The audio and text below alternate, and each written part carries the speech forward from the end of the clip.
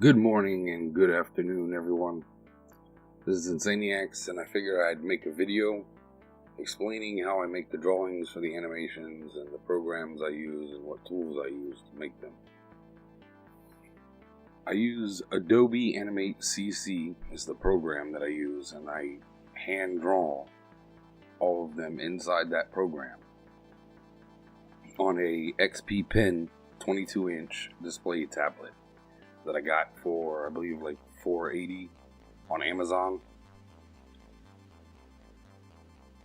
I go in and I draw in everything that I'm going to color. Then I use one of the tones that I'm going to use to fill it in solid.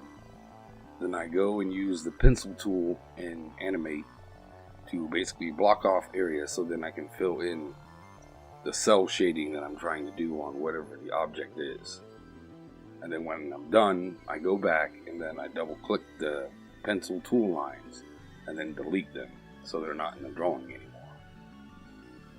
I draw everything in Animate because it just seems like it's easier. I know there's a lot of people out there, a lot of animators that say they draw their stuff in Photoshop first, then pull it over to Animate and then turn it into a symbol. I just feel like for me it's easier just to draw the stuff in Animate. For audio, obviously I use what everybody else uses, which is Audacity because it's free.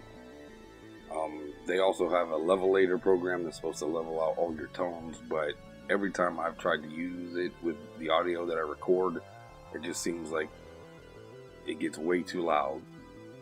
So I keep it where it is inside Audacity after I've cleaned it up and removed all the background noise. And I basically figured I'd record this and make this video over a time lapse of me drawing one of the backgrounds that's going to be a scrolling background in the new animation that I'm working on right now.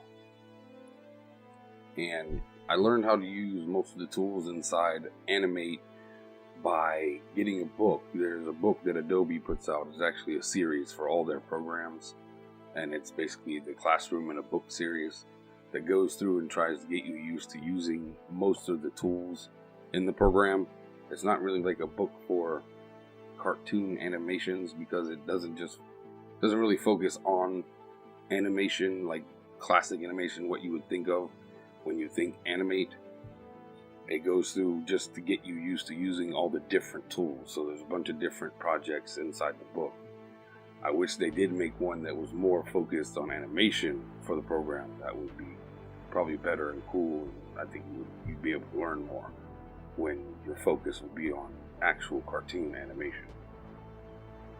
The other book I read, which probably took me about a week or two, is The Animator Survival Kit, which is basically more on the principles and the foundation of traditional animations. I mean, it says it's for computer animators and